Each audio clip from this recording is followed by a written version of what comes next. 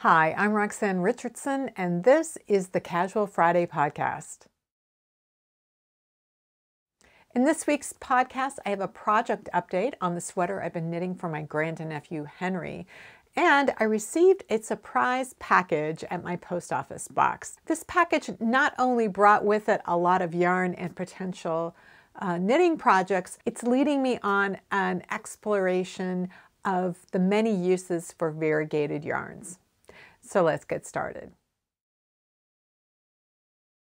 So I want to give you a little update on the sweater I have been knitting for my grandnephew Henry. The sweater is called Bigglesby and it's published by Ella Rae, the yarn company, and I'm using the recommended Ella Rae Cashmereno Aran weight yarn to knit it. So it's this little all over cabled sweater. It has stockinette sleeves. And then there's this shawl collar.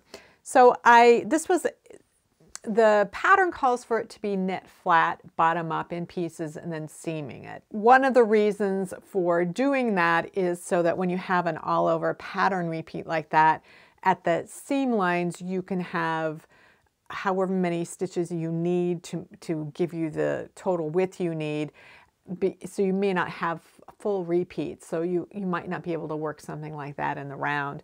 I also prefer working sweaters, the body in pieces. I just like working with smaller pieces, and psychologically it feels like I'm going faster than if I'm having to knit the entire body at one time. But because these sleeves were in stockinette, I didn't see any reason to knit them flat bottom up. And this is a drop shoulder sweater, so the body is really just a rectangle. So I picked up stitches around the armhole and then just reversed the shaping directions and knit them top down. Tends to be my preference for knitting sweaters is body bottom up in pieces and then the sleeves top down in the round. That's mostly how I like to do things if I can. And that's because I typically knit drop shoulder modified drop shoulder sweaters and set-in sleeve sweaters. I don't typically knit raglans and circular yokes, and those can be knit in either direction, but I just don't like having all of the stitches on the needle, particularly in this upper yoke part. Just not my knitting jam. I did seam up the sides, and when you've been knitting for many years, you collect a lot of tools, but you also kind of lose your tools. So I had lost my yarn needles that are meant for bulkier yarns, and so I did seam up the sides of this with something that's maybe meant for fingering weight yarns, and it worked, but I didn't love it. And I knew that sewing on the shawl collar is going to be a little bit trickier because the angles are different. I've got 2 layers at the base of the shawl collar, and I really wanted a bigger needle. So I just ordered some from Amazon, and because I have like a Prime Day delivery, so that whenever I order stuff, that always comes on Wednesday. It didn't show up until yesterday. So I basically had a week where I didn't really have a project to work on. I do have a project lined up for my grandniece, Henry's little sister, that I wanted to get started on, but I was doing some modifications and needed to kind of work through that. But there was a surprise that showed up at my post office box 2 weeks ago on Friday. After I had uploaded the last Casual Friday and was showing gifts that I'd gotten from viewers, that happens occasionally. People might send me vintage knitting pattern books or maybe a few skeins of yarn, or sometimes other little gifts that they'll send me, or just a card, or those kinds of things. But I got a notification 2 weeks ago that there was an international package had been received at a post office, and they gave me the tracking number. So my post office box has informed delivery, and it turns out if there's something that's shipped with a tracking number, I find out about it when it's shipped. And not just when it arrives, and sometimes when things arrive in my post office box, they don't inform me, and that was the trouble with the things I was showing you a couple of weeks ago. So this I knew about like a full week ahead of time, and I was trying to figure out what, you know, where is this coming from? So I Googled the tracking number, because you can do that here in the US, and then you'll find out, oh, it's a FedEx number, or it's a US Postal Service number, or it's UPS or whatever. But this didn't show up with anything. And I'm like, well, it's international. It's the tracking number started with a CH, and then there was a bunch of numbers, and it ended with a CA. And I thought, I wonder if this is something from China, like the C, if that stands for China. I, on a daily basis, will get emails from companies, many of them in China, companies wanting to collaborate with me by sending me some product. They always start the email with, I really love your YouTube channel and the content you create. We would like to collaborate with you. And then they tell you the product they make. It's nothing to do with what I do. And so really they just want to send me the product, and then they want me to make a video. So they want me to advertise it for them. And so I just delete those emails. But I thought, well, I wonder if somebody's just sending me something from China. Like maybe that's what it is. And my husband started searching around. He's, you know, the two-letter country code, CH, stands for Switzerland. And so maybe it's coming from Switzerland, but in either case, I'm like, who's sending me something from overseas? A couple of days later, I get an update on the tracking, and it's received at Vancouver, British Columbia in Canada, on the west coast of Canada. I'm like, there's no way something from China is going to go to Vancouver before it comes to Minnesota in the US. And likewise, same with Switzerland. And so then I thought, well, I wonder if this is a Canadian shipping company or something. And then I found out it wasn't the first two letters that were important. It was the last two. The CA indicates it's from Canada. And then I could look on Canada Post and I could see kind of where it came from, but that still didn't tell me who was sending it and what they were sending. So it's kind of fun. I had a whole week to anticipate this package. And then I was notified it arrived at the post office a week ago. And I opened my post office box. There's no little package in there. Instead, there's a card. A lot of times if I get a package that's bigger than my post office box, there'll be a key to a locker. There's no key, but there's this card that says you need to bring this to the front desk to get your package. So she brings this package out, and it's this big box.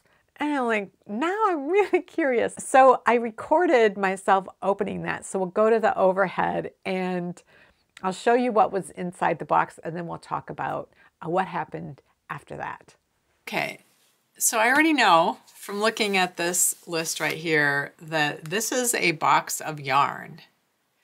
And it was shipped from Arcane Fiber Works in Lethbridge, Alberta, Canada. I'm not sure. I didn't order anything, so I'm not sure if Arcane Fiber Works is like a yarn shop, or if it's a fiber mill, or maybe an independent dyer or something. I don't know. So what I do know is that this is a large box. So let's see what we've got. And that is a lot of yarn in there. Is there a note? There's just this box of yarn from Arcane Fiberworks. It must be an independent dyer. I don't know why. It's beautiful yarn. I don't know. It's 80/20 merino nylon, so good for socks. Sock yarn. This looks a little bigger. This is also fingering weight. I don't even know if I can't see my monitor, so I don't know what you can see. Hocus Pocus worsted weight, or Aran, 100% merino. Hocus Pocus, maybe the name of the Fall Feelings. Down to Earth. So there's a whole bunch of this colorway, this Down to Earth colorway. I'm wondering if it's like a sweater's quantity. This is like geology rocks, driftwood.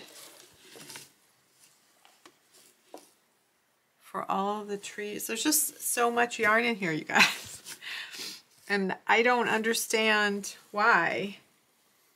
And there's no note in here. There's just a lot of beautiful hand-painted or hand-dyed yarn, which is beautiful. I just don't know why. And again, there's no note in here, so I'll have to look them up and see if there's an email to find out what this is all about. The mystery of what the package was that was heading my way has been solved. Now there's another mystery to solve.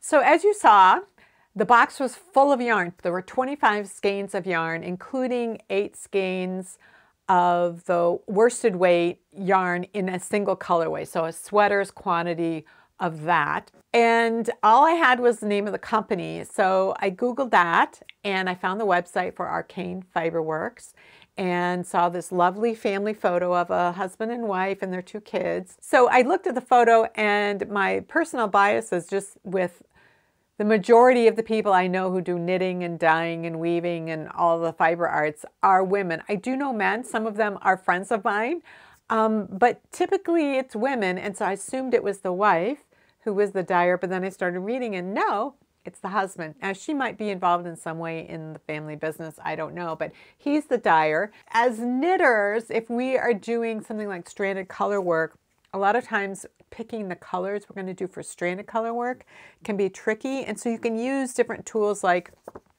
this Ultimate 3-in-1 color tool. And the woman who developed this talks about when you see something in real life and you just love the way it looks, like the colors, all the colors that you're seeing, take a photo and you can use that photo as a reference for picking out colors for stranded color work. So Tyler, who is the dyer from Arcane Fiberworks, he does something similar. He doesn't like take photographs himself. He'll find a photograph that's got various colors and really saturated colors, and he'll use that as inspiration for his colorways.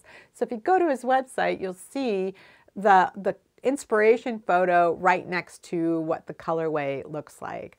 And so that skein of Hocus Pocus that I pulled out, what the inspiration for that was the poster for the Hocus Pocus movie. So I thought, well, that's really interesting to see what those inspirations are.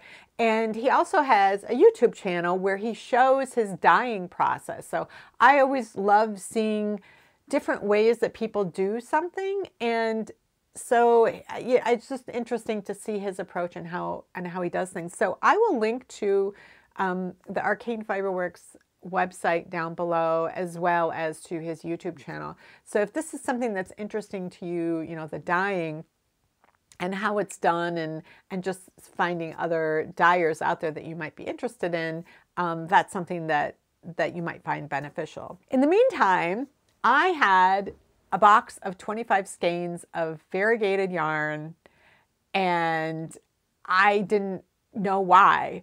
So I contacted Tyler through his website and said, thank you so much for sending me this yarn, but there was no note inside, you know, and it's very generous of you. Thank you very much. And he emailed me right back and said, oh, there was intentionally no note in there. I just, you know, I've seen your YouTube channel. I like your channel, and I wanted to send you some yarn so that you could make something for yourself that you would really love. And so that was going to be a challenge for me. I mean, this is just a huge quantity of yarn. I'm not much of a stasher. So to get this much yarn all at once, and also it's challenging for me to start with a skein of yarn and then figure out what to do with it. I tend to start with my project, like what is it that I want to knit, you know, what kind of thing, and what do I want to do with the stitch pattern or the construction method, what techniques do I want to use. And when I get that figured out, then I'm like, okay, what sort of yarn am I going to use to do this? And it's almost always a solid yarn. So I do use variegated yarns sometimes. So variegated yarns are really a subset of multicolored yarns. So a multicolored yarn could be something like a self-striping sock yarn so which is space dyed. So there are specific lengths of a specific color and then a specific amount of the next color. And then after you've gone through the whole striping sequence, it starts all over again and it's space dyed that way. So this is done by dyeing yarn. There's also multicolored yarns that start by dyeing in the wool, and then you spin those fibers into singles, and then you might ply them together, and you might have really long color changes. And so you'll have certain colors that recur within that colorway, but they're not space dyed. So you might have a sequence of 4 or 5 colors, and then the next time around only 4 of those are in the next sequence. And that just happens because the process is different. So Noro Kurion, for example, or all of the Noro yarns are done that way, where they're dyed in the wool and spun, and then they're turned into different colorways. Variegated yarns are also, there are different ways to construct variegated yarns. You can use the technique that's used in self-striping yarns where it's space dyed. So you have a certain amount of one color and then a certain amount of another color, and then, so one color might always be 3 inches in length and another color might always be 5 inches in length or something. And that repeats, but it doesn't necessarily stripe. And how that plays out in the fabric can really vary based on how wide or narrow the fabric is and whether you're knitting flat versus in the round. So for those kinds of variegated yarns, you can do what's called planned pooling. And there are tools that you can use that will allow you to say, well, this color, like you can do a swatch so that you can see, well, how many stitches am I getting with this color and how many stitches do I get with that color based on the needles I want to use and the gauge I'm working at. And then you can say, okay, if I want to knit something 51 stitches wide and it's going to be flat, what is it going to look like? Well, what if I was going to knit it in the round? Well, what if I made it a little bit wider or a little bit narrower? How is that color going to play out? And that's called planned pooling. So you can get things like argyle patterns showing up, or diamond patterns, or just really interesting regular patterning, but and you can do it through this planning. So hold on one second. Back in January, I got a package in my P.O. box. It was a little envelope from a woman named Erica. And inside it, she had sent this little, she called it a mug rug. And she knew that in my office, I had a red rug on the floor. And she thought this would be a nice thing to have on my desk. And I actually do use this quite a lot. In fact, it's a little dirty because there's food that got dripped on it. So Erica crocheted this, and she used a variegated yarn that was space dyed, where you could use that technique of planned pooling. So you can kind of see this little argyle-y plaid sort of effect on that.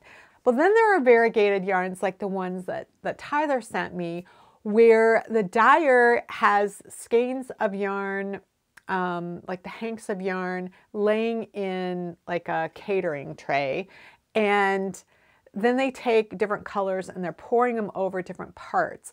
So it's not space dyed, it's much more random.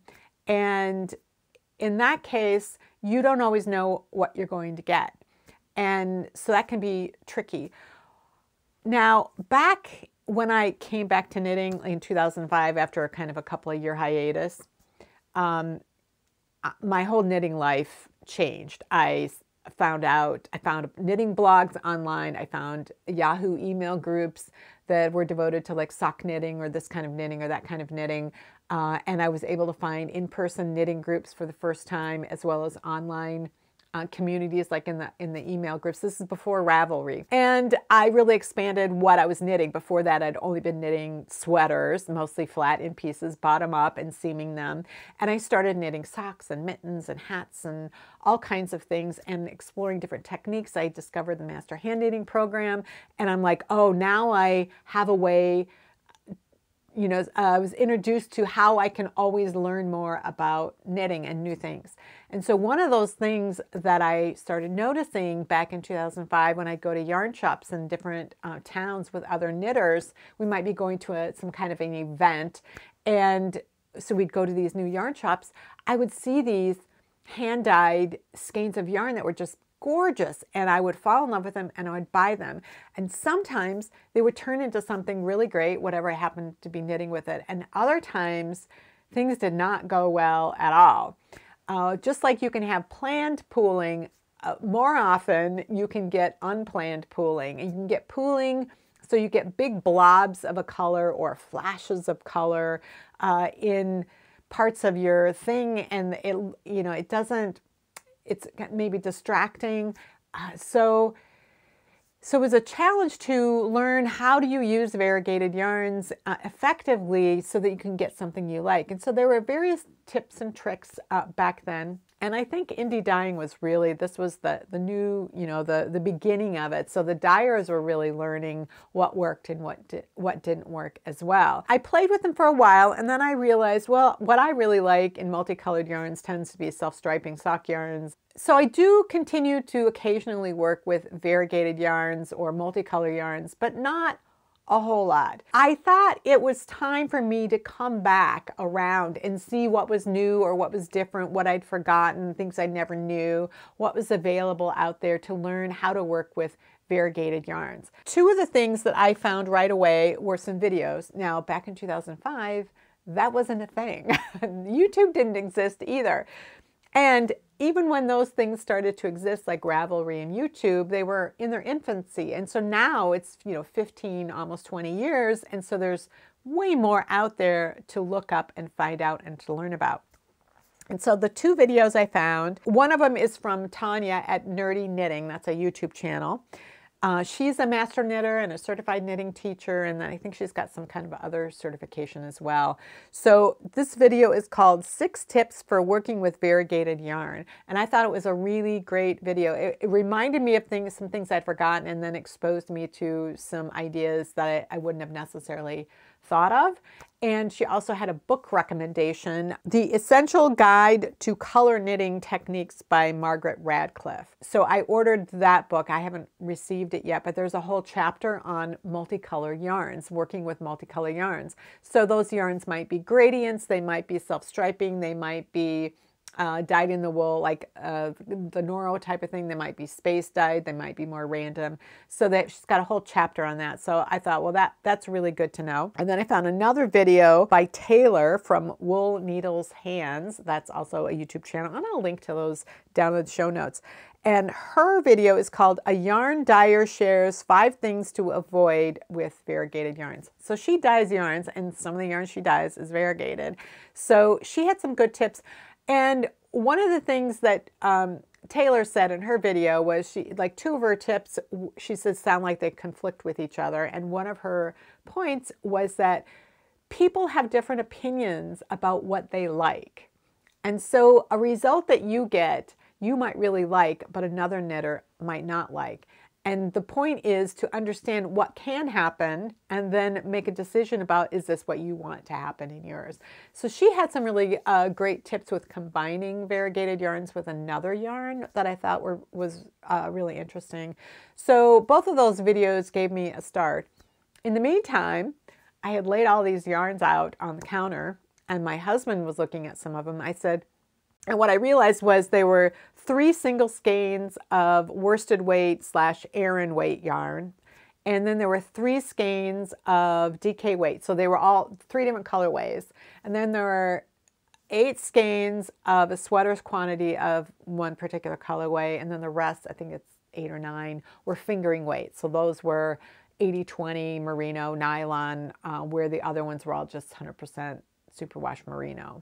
My husband was looking at them. He's like, these are just great colors. Like the colors in each of these skeins, he really liked them. And in particular, he liked one that had a lot of different greens in it that was an Aran weight, and the colorway is called Collared Greens.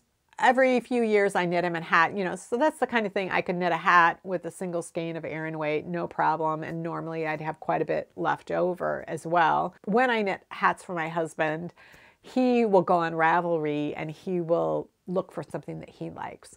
So I told him the search criteria, like the attributes he should be looking for: a beanie hat, and then the yarn weight should be Aran. And then he just in the search box wrote in the word variegated. So what happens with that search box is if any project that meets those criteria of being a beanie hat with Aran weight, if somebody had typed the word variegated in their project notes, then that might show up. So you might look at the pattern photo and you wouldn't see a variegated yarn, but there might be somebody who has knit something like that with variegated yarn.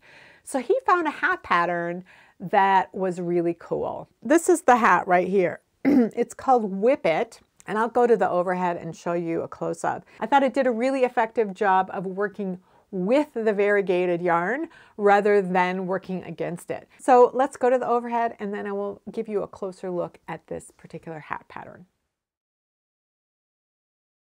So this is the hat that I knit with the collared green colorway. So this yarn is marked on the label as worsted weight and then in parentheses Aran. There's 182 yards and 100 grams. So with a sort of more middle to lightweight worsted weight, you typically see 200 to 220 yards.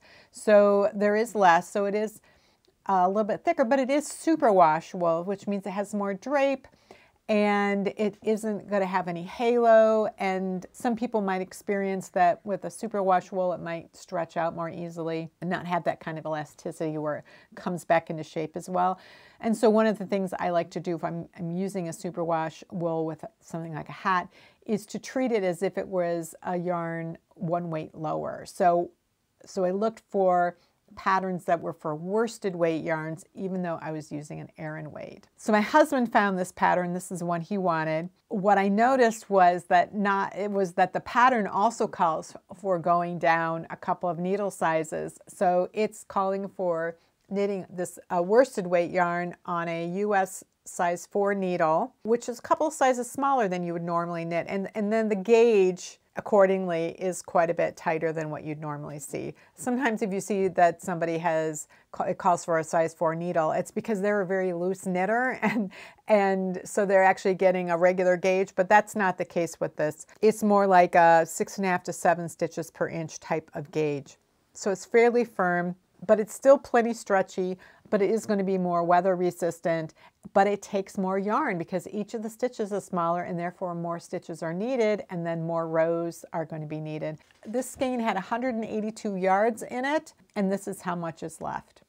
So normally if I was using a worsted weight yarn at like 5 stitches per inch or something, I would use just over half of 100 gram skein. I'd have plenty left over. I'd have enough left over that I would know that I could make the brim, you know, twice as long so that it could be flipped back.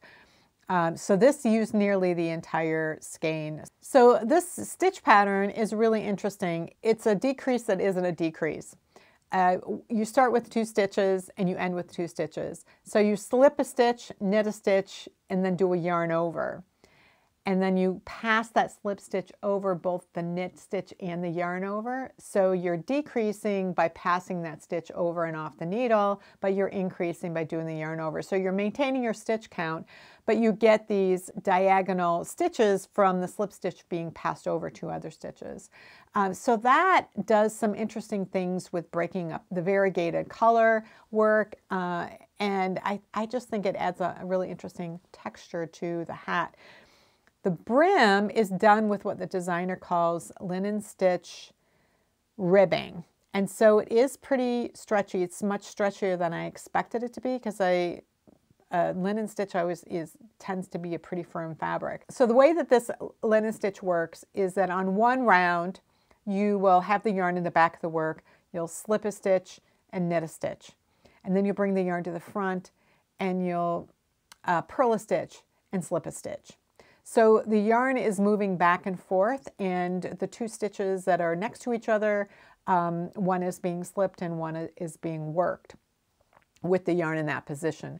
On the following round, the order in which you work and slip that stitch changes. And in addition, the stitch pattern is offset. So after working 144 stitches going slip, knit, move, slip, purl, move, slip, knit, move, slip, purl, you have to do something different. You have to knit, slip, move, purl, slip, move, if I'm even saying that opposite of what I did. And on top of it, it's offset a little bit. So you have to refrain from just using the muscle memory you gained in that first round and applying it to the second round. You have to really pay attention that these are worked differently. I knew I would screw up. There was 144 stitches in a round, so I placed a marker every 36 stitches, so that's like a quarter of the way, half the way, 3/4 of the way, so that, you know, that would be like 9 repeats. And so when I got to the marker, if I wasn't where I was supposed to be in that final repeat, then I would know I'd made a mistake previously. I wasn't going to put a marker every 4 stitches. That would be ridiculous. So I just did it every 36. And occasionally I did mess up and I had to go back. It's pretty easy to see in the fabric that you messed up several rows below. And so I would use the technique of laddering down a span of stitches and then working them back up. I did find it tricky to read my knitting as I was knitting, like to look at the stitch on the left-hand needle and be able to look at it and know what I was supposed to do next. And that's because you have purl stitches in front, but you also have these slip stitches that move back and forth. I couldn't reliably tell if a slip stitch that was in the front was from the very previous round or if it was from the round before that. So that could make things a little tricky. After, you know, the first third of the brim, then, you know, I really got the hang of it and I made far fewer mistakes. I think there is one tiny mistake in here somewhere, but again, with the variegation, it really disrupts the eye and it's not going to be so noticeable. It might be right here. That might be the mistake. I found this to be a really enjoyable knit. I liked the way that the decreases were worked and so that you don't really see them. So that is really cool. And I really found this to be an enjoyable project to knit. One thing, you know, as I mentioned, it took a lot more yarn than I was used to. And so as I was knitting it, I kept thinking, is this just a slow knit? It didn't seem like once I got here that was a slow knit, but it was taking me forever. And I looked at my spreadsheet and I saw that it was almost 10,000 stitches in this hat. And then I looked at, well, what would be in a regular hat knit at 5 stitches per inch with, you know, worsted weight yarn, and it would be 5,000. So this has basically twice as many stitches in it as a plain stockinette hat with a regular old ribbing would have. So that's why it took me a couple of days to make this, rather than usually I could do a hat in like 2 evenings or something, and I think it took me 3 pretty long evenings in order to get this completed. One other thing I want to talk about in terms of multicolored yarns and variegated yarns also is to show you some of the ways that I've used them in the past, and some of those have been successful and some of them have been less successful. So let's start with yarns that are dyed in the wool. So one of those is Noro Curion, and I made this Lizard Ridge blanket, it's called. It was a pattern from Knitty. So each of these are different squares. You can also knit this all using one colorway and knitting completely across. I liked the idea of using each square with a different colorway. And the way that you are working with this is that you're creating these little stripes that are short rows. You work one part of the repeat with one end of the ball of yarn, that's whatever color it is. And then you work the next stripe that also has short rows from the other end. And so they're gradually shifting colors, but they are not usually the same color as each other. And so that is one way of using a multicolor yarn in a way that I think is really effective. Then you get just like gradient yarns that move, that might have 3 or 4 colors, whatever, that moves from one color gradually to another. There's a yarn called Zauberball, and the fingering weight yarn I think is like a single. And then there is one that's a little thicker that is a 2-ply.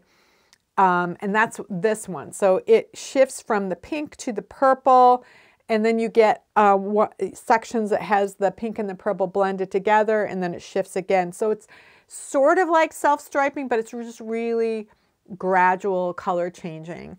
And these kinds of yarns, you can make them match. I have done a pair of socks with a gradient and made them match, and it was a real headache. And then other times you might not have enough yarn to even do that, or the color sequence, again, might not actually repeat.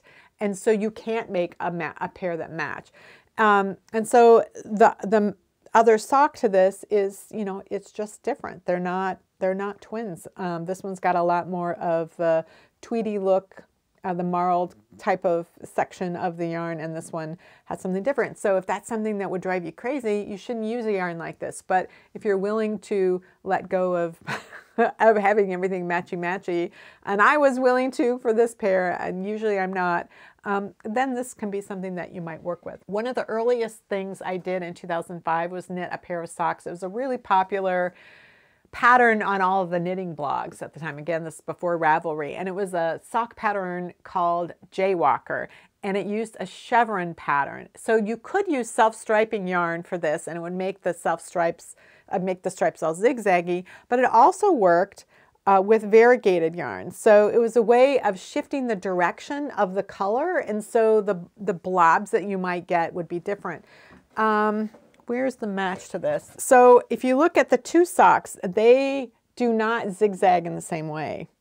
And maybe my gauge was slightly different, or maybe just starting it may not be space dyed. It might have just been a very gradual thing, but they obviously are a pair, but they're not exactly the same.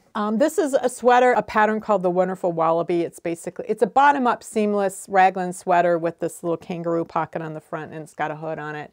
Comes in all sizes from babies up to adults. And I used a variegated yarn for this, and this is one where the there's two sort of main colors. One's like a turquoise, medium turquoise, and a light turquoise that were kind of blended together. And then there were these little blips of color that would only last for a stitch to a stitch and a half, and they were really evenly distributed.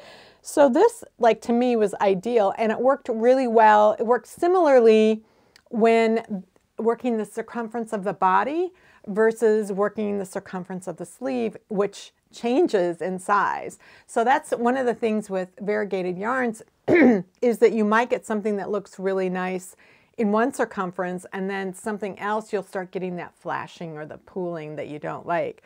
So that can be an issue. But then we get things that are tonal yarn. So this was a sweater knit with, let's see, it's backwards, with Madeline Tosh DK. And it's tricky when you're combining these kinds of yarns, multiple skeins of them, because they've been dyed by hand and they have all the same colors, but maybe not in the same quantities. And Madeline Tosh kind of layers the colors. So things can shift quite a bit. And so that was a challenge for me. One of the things that people recommend is when you're working with a yarn like this is alternating every 2 rounds between different skeins and making sure that you're not starting and ending these 2 skeins at the same time, so that you're not switching to 2 new skeins that might make the appearance look different. I didn't do that with this sweater. I was alternating as I was shifting skeins, but I didn't alternate the entire time. And I thought I was getting away with it throughout the whole sweater until I knit the second sleeve.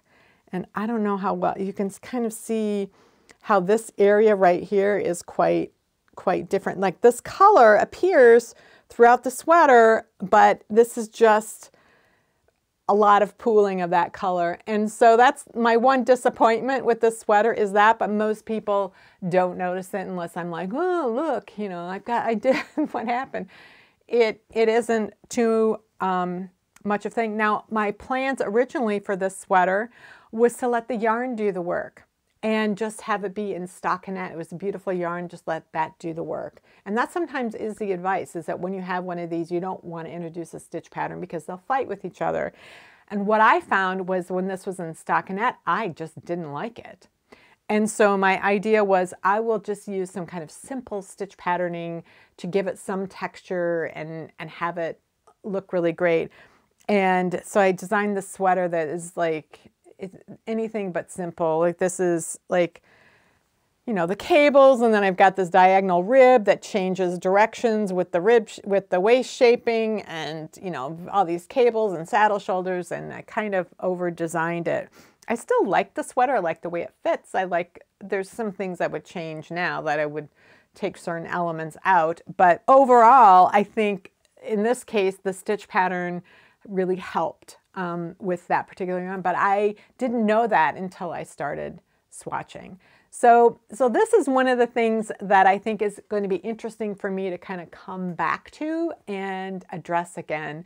I think a couple of years ago, I decided I'm going to try toe-up socks again, because I tried them back when I learned to knit socks in like 2005 and 6, and the resources available for modifications or just weren't there, and some of the tools and techniques for starting at the toe were not what we have today.